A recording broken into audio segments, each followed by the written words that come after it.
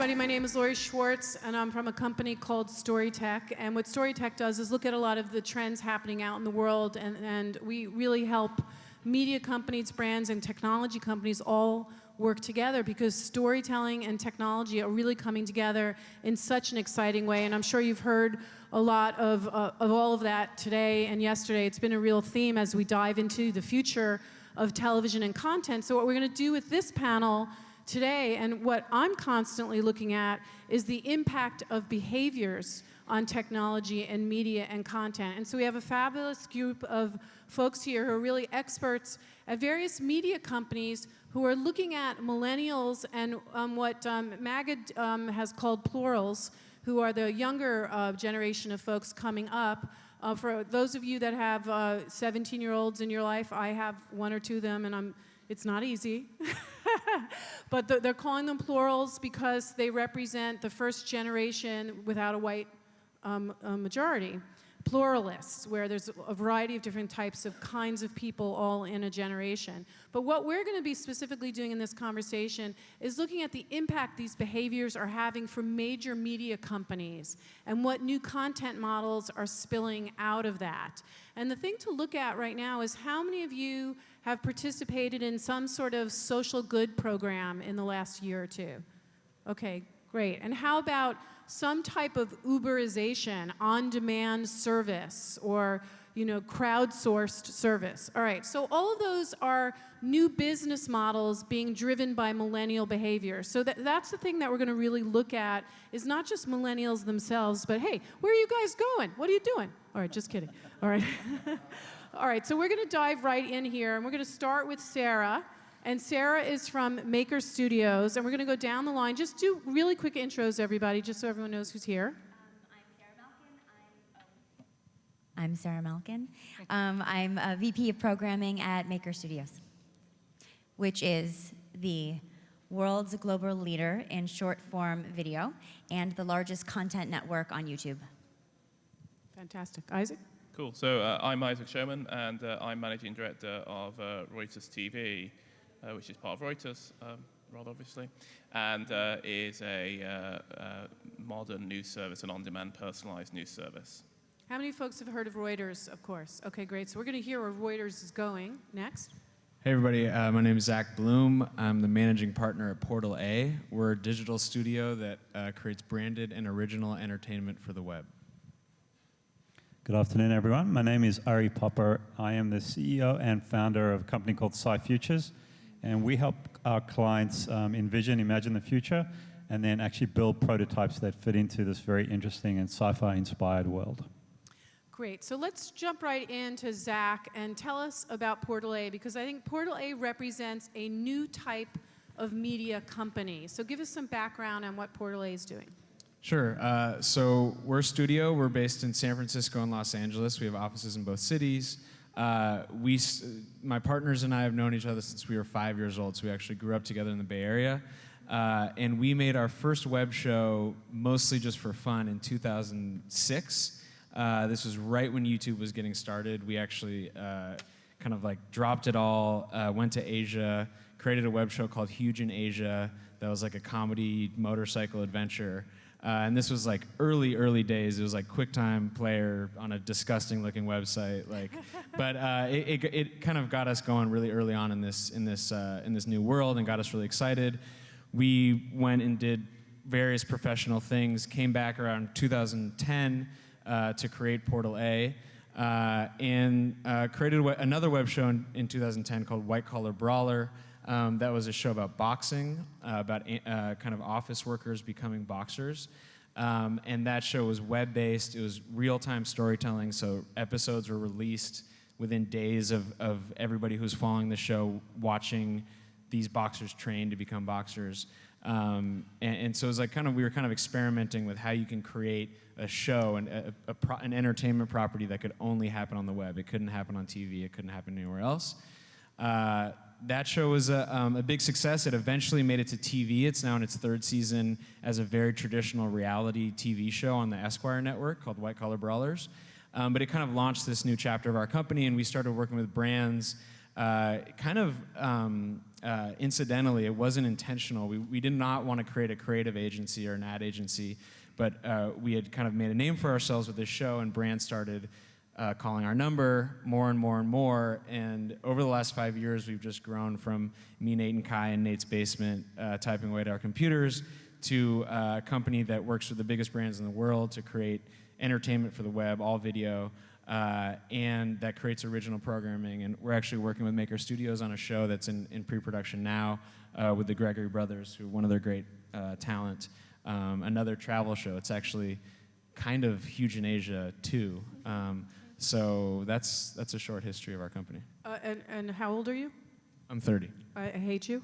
So, so one of the things that's so unique about Portal A, and I'd love for you to sort of explain this to everyone, is because we work in a world right now where you have agencies, you have production companies, you have talent, they're all in separate buckets. But you really represent a company that's blending it all together. Does the world understand that? Ad agencies don't understand it. We kind of say we're kind of a mix between an agency, a production company, because we're a full service production company, and a studio, because we're creating our own original content. Does the world understand it? I think so. I think the world understands more and more. I think going back to your point about new business models, I think people are understanding that the traditional model in this world does not necessarily apply. So that's where you see companies like Maker, you see companies like Portal A. They're completely different business models. They're different approaches. They're usually faster, leaner, more responsive, more specialized to specific medium. So I think the world is gradually starting to understand it, but it's the entrenched players don't necessarily want us there. So, yeah. Yeah, and you told me a great story. Is anyone here in the advertising agency business? Anyone a recovering agency person? Okay, I'm a recovering agency person. You and I, we can meet later over cocktails. But one of the things that you said to me was that you tried a little bit to work with agencies and you ran into this challenge. Could you talk a little bit about that? Because I think it's a real interesting sort of picture of the world we're in right now. Yeah, I mean, part of it was just we didn't want to be simply a production company that serviced agencies on their vision. So partly it was what we wanted to do with our company, but also I think that we were exposed to a model that we felt was outdated for this new era of content. It just there's a system, there's a creative agency system that's been in existence for 80 years or 60 years or whatever it is, basically whenever Don Draper started. And it doesn't really work. For today's medium. It works for TV, I think, still to a certain degree. It's slower. It's expensive. It is, and it's, these agencies they specialize in 20 different types of things, whereas the web is really its own. You can't really apply the logic from print media to the internet. It just doesn't quite port over. So that we didn't want to really be a part of that more traditional ecosystem. That's well put. So let's jump over to Sarah now, because I think Maker Studios really came out of a lot of what you were just talking about, Zach, which is this idea of creating a company that can respond immediately to this new audience. So can you talk a little bit about Maker Studios' sort of approach to things? Sure. So I've been at Maker for 4 years, which is a long time for this company. So our beginnings were exactly similar to Zach's in that a group of creators who were trying to get their screenplays out, their acting work out, their general creative talent out, running into problems in traditional models of getting green lights and going through agents, et cetera, took to YouTube in its early days and just said, here's who I am, here's what my work is, here's what matters to me, and found this very engaged, very excited audience who wanted to participate in the content, respond to the content, and share the content. From its beginning with one hub channel with 5 major YouTube creators in 2008-9, we have grown to expand to 55,000 creators across the world, as well as continue to produce our own original content. I think one of the things that separates programming that is created for digital first is that responsiveness, that because there can be less infrastructure and less green lighting, there can be nimbleness to the turnaround between conception of an idea to actually distribution of the idea, which is those of us, and of course now we are also traditional entertainment, and that has its great perks and glories too, but we know that there is a long process between conception and development all the way through distribution. So digital and maker studios in particular, it's, I think, marquee programming on the web, though we are now doing more programming for linear and other models as well, but our marquee programming on the web was, its hallmark really was responsiveness to both audience and viewer requests, engagement, and input, and also responsiveness to immediate and current events. When something was happening that everyone was talking about, it was easy, continues to be relatively easy for creators on the web to make something that represents their point of view about it and get it out quickly to participate in that conversation in real time. So that has been a real hallmark. Obviously, makers, for those of you who don't know, we were acquired by the Walt Disney Company last year, and we certainly now, in addition to our reach having expanded, our types of content and our approach to programming are changing as these digital and linear worlds come together. So that's a new chapter, but I think something digital does very well, and we did, was that responsiveness and quick nimbleness of being able to. So because you're now owned by Disney, the company that we all have grown to love. Well, I'm in the demographic that loves Disney because I have a 5-year-old. I do too. I love Disney. Yeah. What are you doing what is Maker, now that Disney owns you, what is Maker doing to impact Disney? Yeah, You know, are you culturally infusing your, approach to content? Yes, I think we're really, it's early stages, but we're having a really exciting adventure together. Obviously, Disney has many different divisions, so we're working differently with different divisions based on their needs, but we are really bringing some of the best of what short form and digital can do to the brands of theirs where it makes sense. Like with Marvel, we'll be doing short form content based on their lore. That makes perfect sense. Other brands that make immediate and quick sense for short form, and also we are being responsive to and affected by Disney's way of working and their great long history of really phenomenal entertainment and phenomenal IP. So other ways we're bringing them projects are we have a television show called I Am Maker, which has been ordered by ABC Family.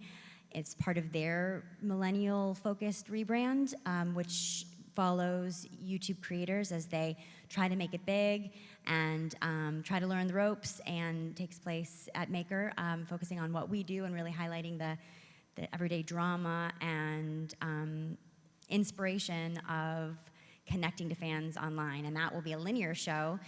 So we're developing it really for TV, but obviously heavily infused with everything we know about digital, and we'll also have a strong digital ancillary and extra programming element to it as well. So do you find yourself in the rooms with maybe Gen X or Boomer showrunners who are kind of, now working with you, and is it pleasant? I think I'm going to be very diplomatic. I think we all have things we can teach each other. Certainly, we know it's an entrenched way of working that I think, to Disney's credit, has been immensely open to shaking it up. And also, when you have a bazillion pieces of content, not all of them are wins, so it's great to hear from those Gen Xers who I guess know a thing or two about making some hits, about how they've really formed quality content. So it really is fun. I mean, I'm sure we both have our ways in which we could shake each other a little, but I think overall it is really immensely good for both of our brands. So a good merging of cultures is Yes, happening. absolutely. So let's jump over to Isaac and talk about Reuters, because Reuters certainly, has been a stalwart in the media business and in the news reporting business. So how are you shaking it up to meet up to the millennials' expectations? Sure. So, I was going to apologize. I haven't come from a loft in San Francisco this morning. And the origins of Reuters obviously go back several hundred years. But Reuters was a news organization that was fundamentally founded on technology. And the technology, when Julius Reuter was founding the company a couple hundred years ago, was out of a carrier pigeon, that he built a whole organization around the fact that he could fly pigeons over the Irish Sea to be able to bring market-breaking news quicker to traders in the UK. And as many of you know, Reuters has grown to be the largest news organization in the world, and we serve today the financial industry and other news organizations in providing and delivering the world's news. But we spend a lot of time thinking about consumption and how consumption is changing. And one of the things that we recognize is in one of the most dominant ways that people stay informed through video, that the traditional consumption model of television news, this idea that you would sort of come home in the evening, sit down, watch the nightly news, that was fast becoming extinct. But that when we talk to millennials, when we talk to younger people, they still found value in the coherence and cohesiveness of a summary of the world of how that took place, but that they demanded it on their terms. And what Reuters TV is a product of that thinking. It's a on-demand news service that's available through an iPhone and a beautiful iPhone or iPad application.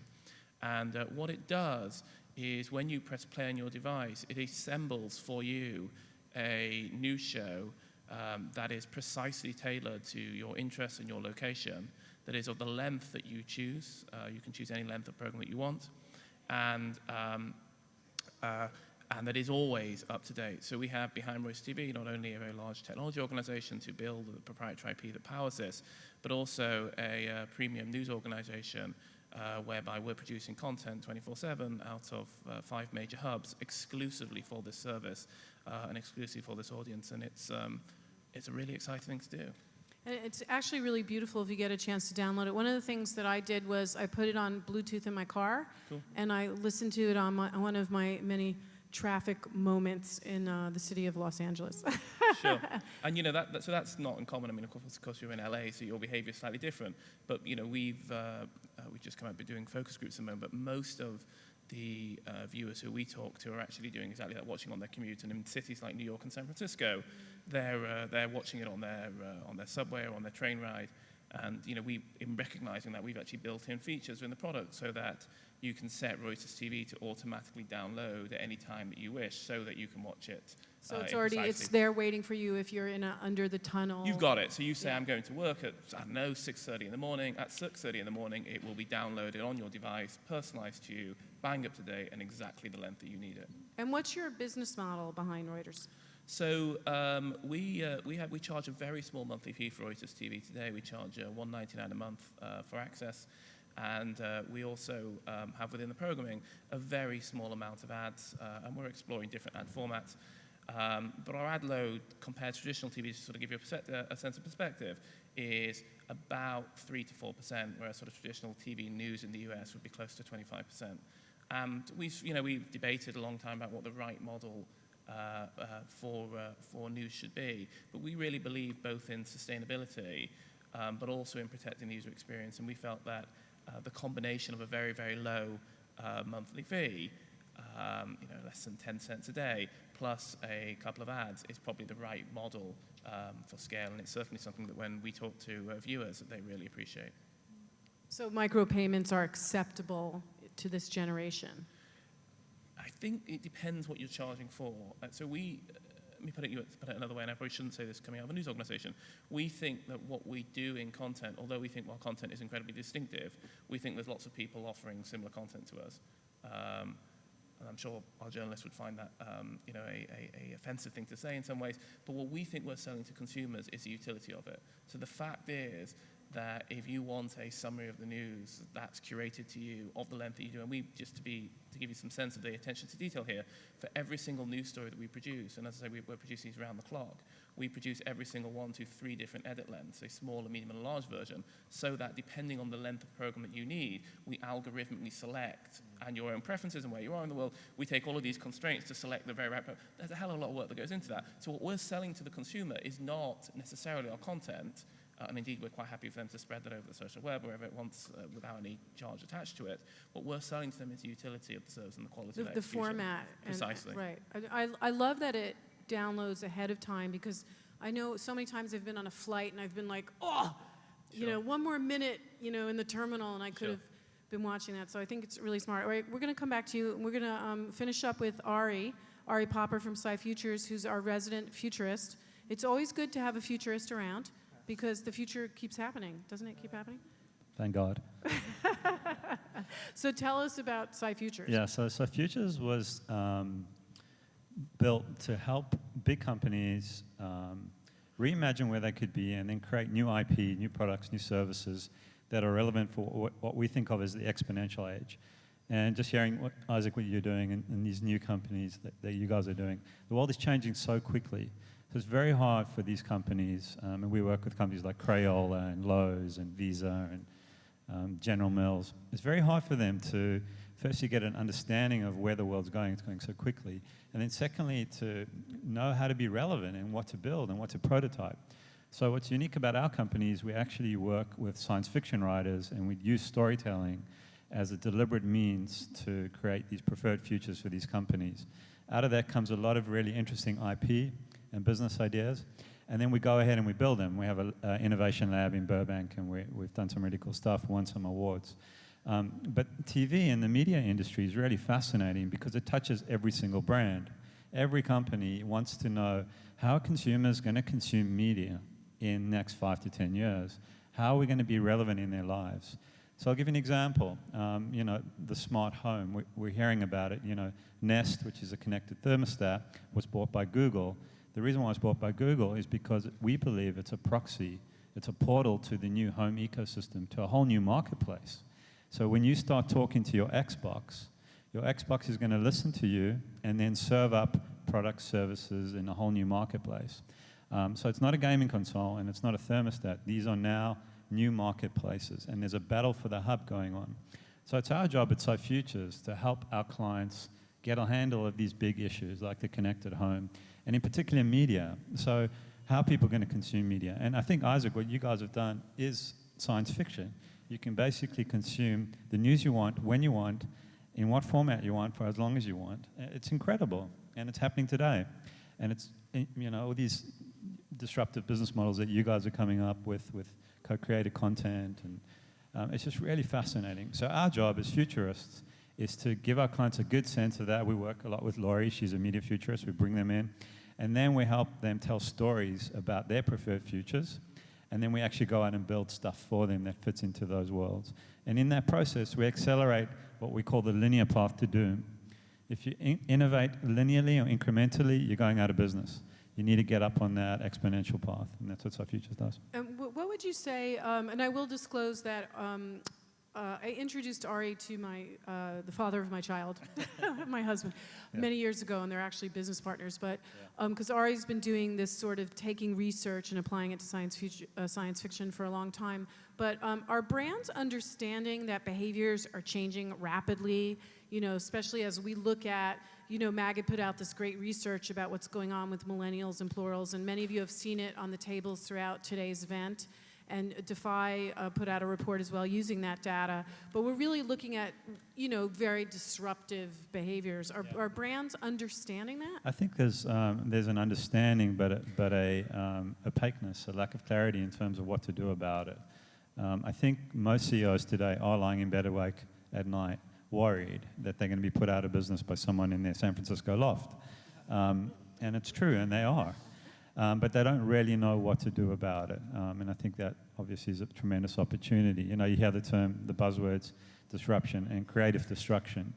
And we live in a time of tremendous creative destruction, and you can harness that like traditional companies like Reuters to do something amazing. Or you can kind of be in panic. But I think it's very hard for traditional companies who don't have these competencies ingrained in their organizations. And that's why millennials are so important, because they have these competencies. They engage with media and the world in such a different way. And it's so important for these big companies to get on board with those trends and then hire these people and put them to work. Well, so my question to all of you is, because this is something that I've been wondering about. So millennials are getting older, because I'm getting older, so everyone else has to be getting older. Millennials are getting older. Are they still going to want this short form content that you guys have all created? I mean, is that here to stay? Or my 17-year-old stepdaughter said to me the other day that she's kind of tired of the vlog, watching the YouTube vlogs, and now she's starting to watch Pretty Little Liars and longer form. So what happens as the millennials get older, now that you've kind of built media companies around their behaviors? Anyone? I think I was just talking to my partner Kai on the way over here, and he said something that was really interesting, which is TV is a writer's medium, film is a director's medium, and the web is a creator's medium. And Maker, I'm sure, would sign on to that. So I think the programming style may change, but what is a constant for your 17-year-old stepdaughter? Yeah. Is That's a whole nother panel, by the way, 17-year-old right. stepdaughters. Right. I can talk to you That'll be guys about after. that over cocktails. Go ahead. Is that these personalities that we might everybody in this room might hear about a little bit, this is the new generation of talent, and that whether they're in more linear programming that Maker's doing as they go from vlog style to more traditional formats, the constant, I think, is a new generation of talent, and the expectation from viewers that the barriers have been broken down between the viewer and the on-screen talent, and they want that to stay, even if it becomes more linear programming, more traditional programming. More premium, per Yeah, and se? it becomes more premium. They still want that intimacy. They still want that kind of lack of barrier, that lack of, that kind of close screen feel. And so, I think the formats will change and the consumption habits will change, but the talent is here to stay. And I think the desire for intimacy and the lack of formality is here to stay. Yeah, I agree. I think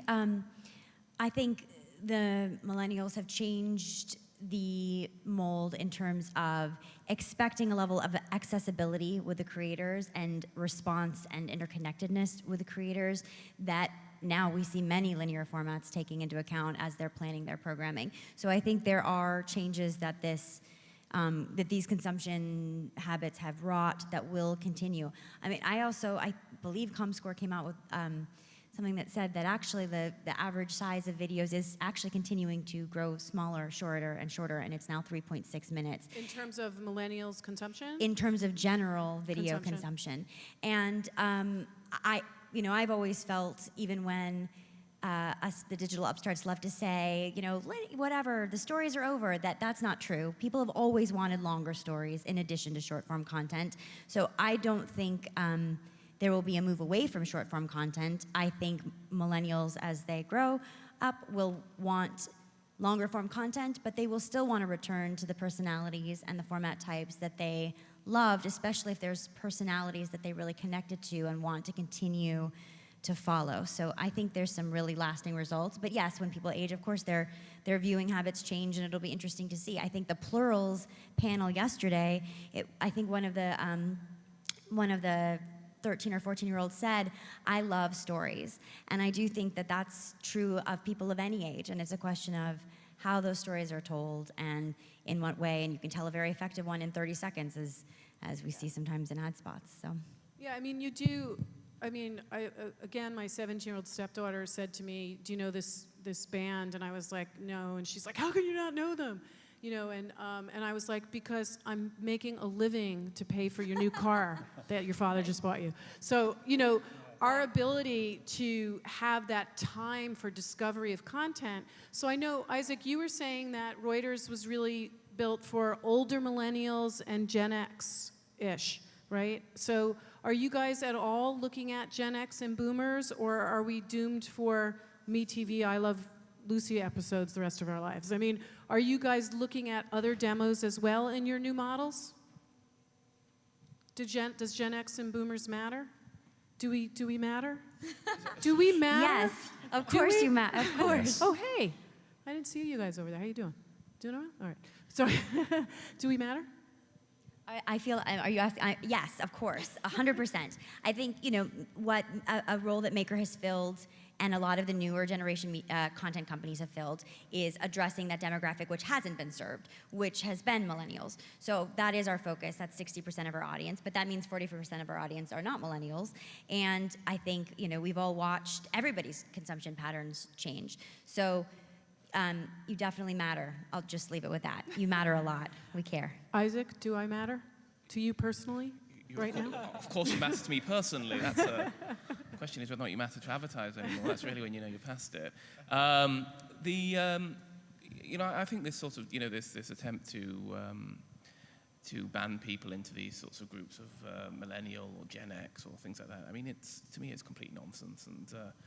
And we certainly see with Reuters TV that we appeal to a broad swath of people. We have viewers as in their teens, and we have viewers in their early 40s. I mean, I think it's fair to say, though, that we have found that sort of at late 40s there is a real shift in people's sort of perception of the world and how they see things and their ability to interact with things. I was actually just I mentioned earlier to you, we've just been doing some focus groups with some of our viewers, and it was really interesting to see the ones in New York the other night, where we had a group of viewers who were sort of 45 plus, and the things that they talked about and the way that they talked about things was completely different to everyone below them. So I think whether or not I think there's some artificial line which that takes place, but I do broadly think that that for younger consumers, what they have is an appetite for exploration. What they have is a desire for strong storytelling. And I don't buy into the argument that only short storytelling will win or long format storytelling will win. I think that there's certain examples of what the fantastic content that HBO produces that suggests that long form is very much here to stay. I think it depends on where they are, their behavior, and perhaps a little bit on the medium. Anything from you guys on that? Oh, I was just going to say that, just speaking from personal experience, that we have, with one exception, I don't think we've ever had a client ask us to speak to a different audience than 18 to 35. So from personal experience, that's what's being asked of us. There is one exception, which is that we created a web show for AARP once. That's the exception. But other than that, it's been all 18 to 35. That's all. That doesn't mean to say you don't matter, but that's been our experience. I'm very hurt. All right, so jumping back to the business model behind all of this, can you guys talk a little bit, maybe give us some case studies of works with brands who are understanding how to speak to millennials? And I think the reason Zach's saying that they're asked for this demographic is exactly this. It's because advertisers are finding that demographic to be more elusive and harder to find in one place. And there's certainly an area we see them engaging and sharing and being very active and being vocal about their appreciation, which is short form and online video. So we work with brands a lot and in lots of different ways. Obviously, media placement on content, but also something I think us in the online space, video space, have been able to do is successful custom integrations and branded entertainment series. The ones that work the best, we find, are the ones that really do engage the viewers and ask for their participation in some way, and also still create really compelling content. End of story. So a series, we did 2 series that I think are some of our best work with brands, with Bare Minerals. One was called Beauty Uncovered, and the other was called Beauty by Mail. And Beauty Uncovered involved a very popular influencer named Andrea's Choice, who has a very loyal fan base and viewers who just continually not only watch her content but engage with it, meaning they're commenting, they're sharing, and they're telling their friends about it. She put out a call to action for any of her viewers who wanted to have a makeover, and for them to submit a video and explain why, and then those submissions were gone through by her and by the brand and by us to find 6 compelling stories. We took a team out of stylists. Obviously, Bare Minerals was the products were being used, but the stories were really emotional. The connection that she had with her fans was really real. The moments that happened were really personal and spontaneous, and it was a very successful series for us.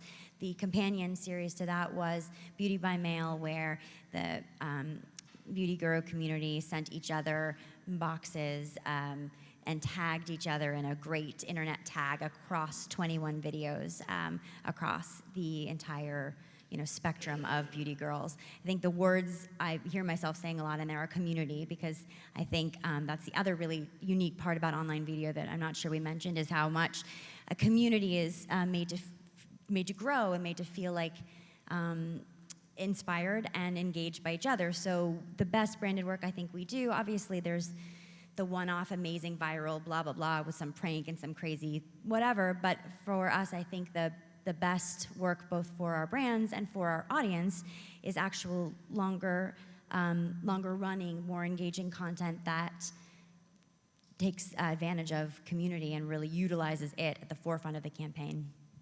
Great. Any other great brand examples? Sure. So I'll talk to you perhaps one which is of a more traditional brand who we've worked with. And the reason I think it's interesting is this brand is Boeing. You'll all be familiar with them, I'm sure.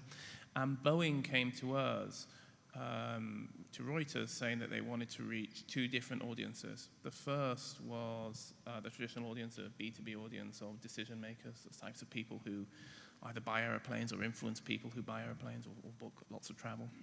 And the second group, which I think is a recognition of the role that millennials play, was when they said they want to reach 18 to 35-year-old, as they termed them, emerging influentials. And for Boeing, what they felt was, how do they make their brand relevant? How do they make the role that they play, the really important role I think they play in society, relevant to their younger demographic? So we work with them in a couple of ways. I mean, on the B2B side of what we did is probably quite boring, at least for this panel, in terms of how you reach that audience.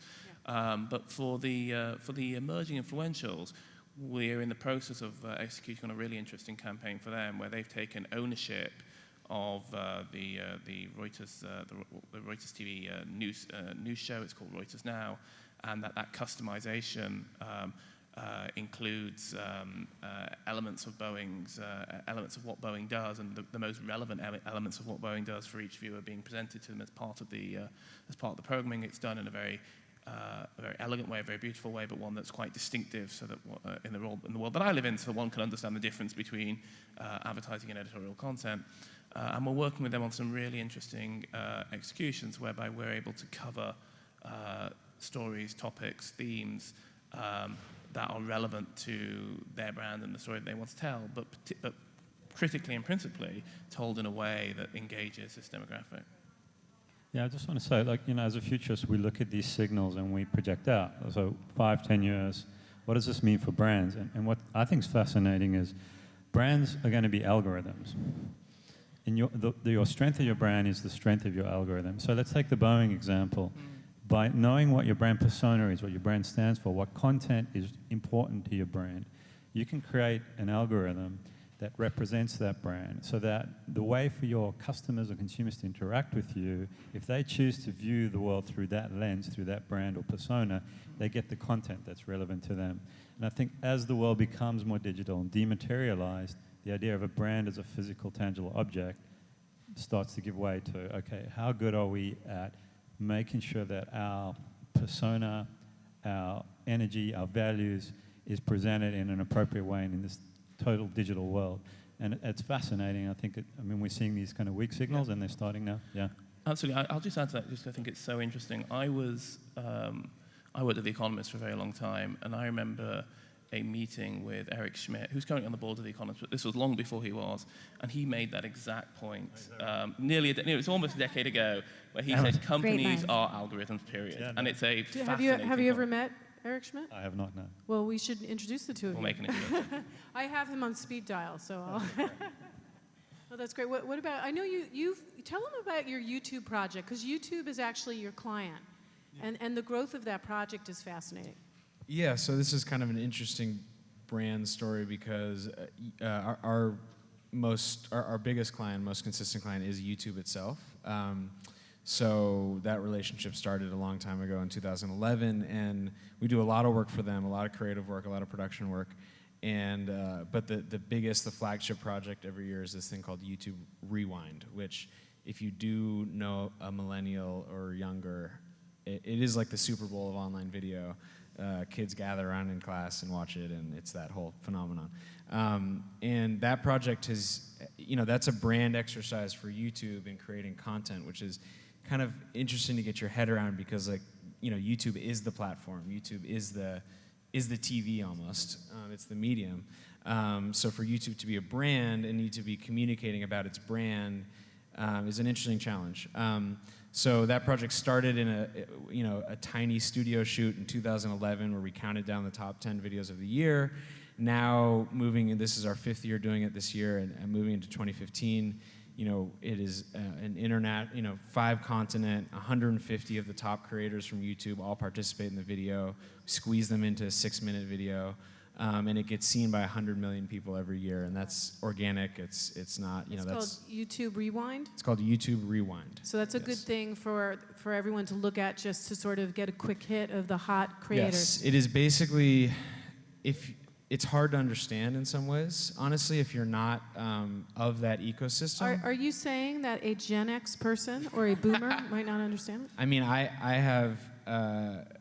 You know Gen Xers? I don't know any Gen Xers. I don't know. That you personally like. I don't know any, so I don't know. All right, well, no, I've lost interest in you. I'm going to turn over to the side of the audience. if we didn't make the video, Yeah. we probably wouldn't understand 80% of the content in there. Right. So it plays off of memes, and I don't know if anybody saw that Delta Airlines safety video that came out a few weeks ago. No, yeah, but they were trying to do kind of the same thing, which is playing off the memes and internet memes and stuff like that. It plays off everything that happened on YouTube in that year, and it's the creators, it's the music, it's the sets from the biggest videos so of the year. it is a good way for any of us in the content business to wrap our brain around everything. Yep. So let's just see if the audience has any questions. Most of them look on the Gen X side, so I hope you guys can tolerate that. Anyone have a question over here for our fine folks? Yes, lovely lady. So I'm Diana Horowitz. I'm from Comcast. So my question is... Comcast. Yeah. They do this old thing that I'm going to ask about, actually, which is, sorry, I didn't mean to echo, the role of linear television in kind of the ecosystem of, the Millennials and the Plurals. Things like, I'm thinking of the MTV Music Awards, which, there was a case study going around about Clean and Clear, Johnson & Johnson, how it was a YouTube program, but it was kind of activated very strongly by an activation that they did at the MTV Music Awards, kind of amplified extensively. We made that. You made that, okay, Yes. so you know about that. So Yes. just the role of linear television then in this ecosystem, because I feel like it still does have some kind of role And to maybe play. even if you guys could also define, while you're answering the question, what you conceive of as television, too, because that's an ongoing question. Why don't you go ahead? Zach, you go ahead. You made the video. Yeah. I mean, that particular example was a traditional brand taking a 16 or 17-year-old YouTube talent, bringing her to the MTV Music Awards. So you have a mix of a traditional brand, online talent, and a kind of a traditional entertainment property. I guess MTV is traditional now, I guess.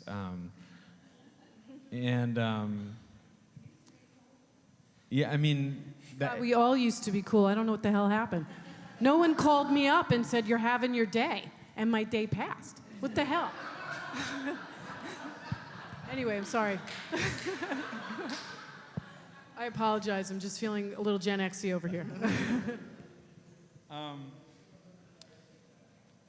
Yeah, I mean, I don't know. Those are still extremely culturally relevant and impactful events. Is it the mixing of a new influencer in even an older environment? Is that what made it explode? Was it just the right combo? Well, I wouldn't say it exploded. Actually, it was kind of an interesting. We didn't produce the campaign for Johnson & Johnson. We actually worked with YouTube to create the study of it, to create the behind the scenes of how that all happened. I don't have like actually a particular insight about that, other than that I think what you'll see more and more of is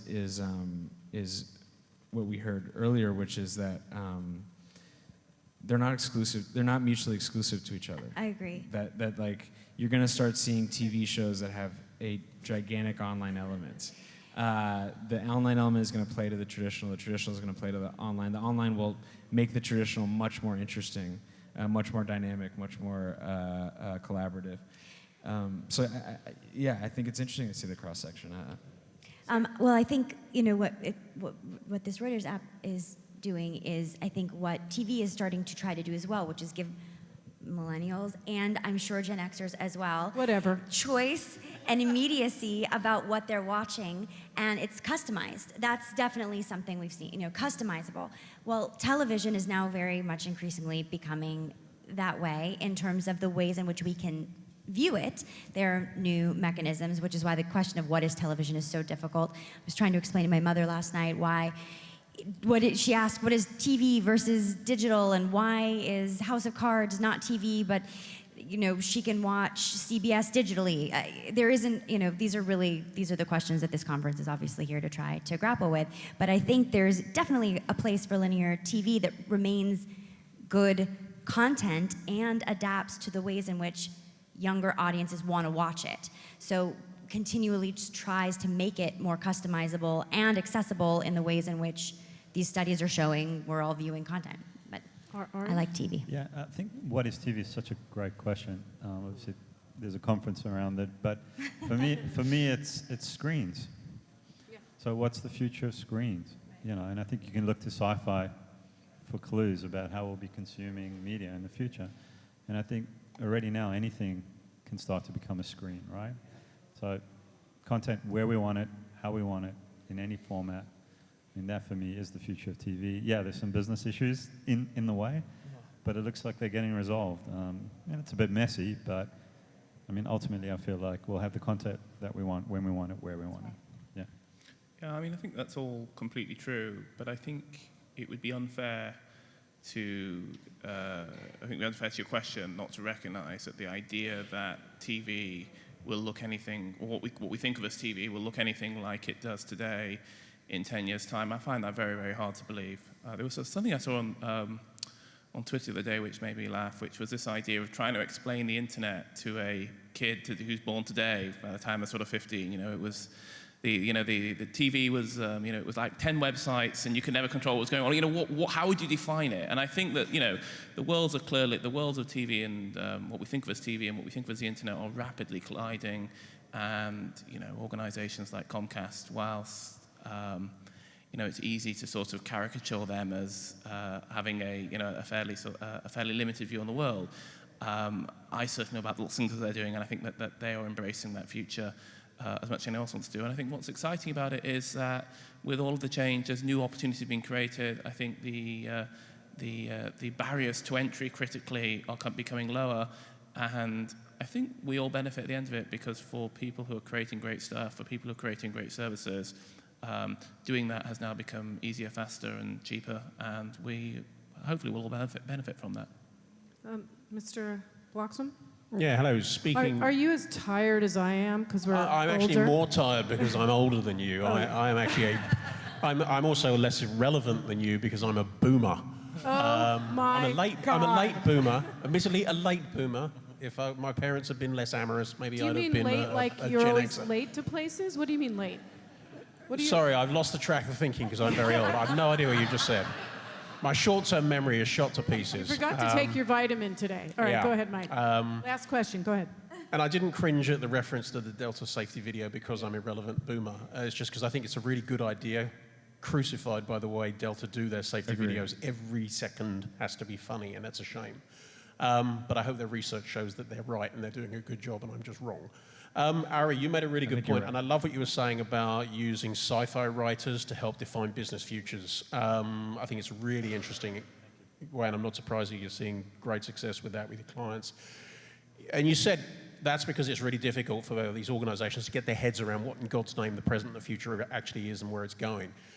But once you get that vision, I still suspect there's this huge organizational challenges based on the legacy systems and the legacy cultures and the hierarchies and the infrastructures. How do you help them translate beyond that barrier to make it real? How do you break the barriers, Ari? Yeah, it's a brilliant question, and it's really about change management, and it's about building relationships, and it's very old-fashioned getting to know the folks, knowing who's the heat shield, who, the politics of the organization, how to get things done. It's old-fashioned change management. That's the way to do it. Sometimes you get lucky and, you have a CEO and a culture where they can brute force it, but it's really, really hard. It's hard work. There's no silver bullet, but the storytelling part greases the wheels.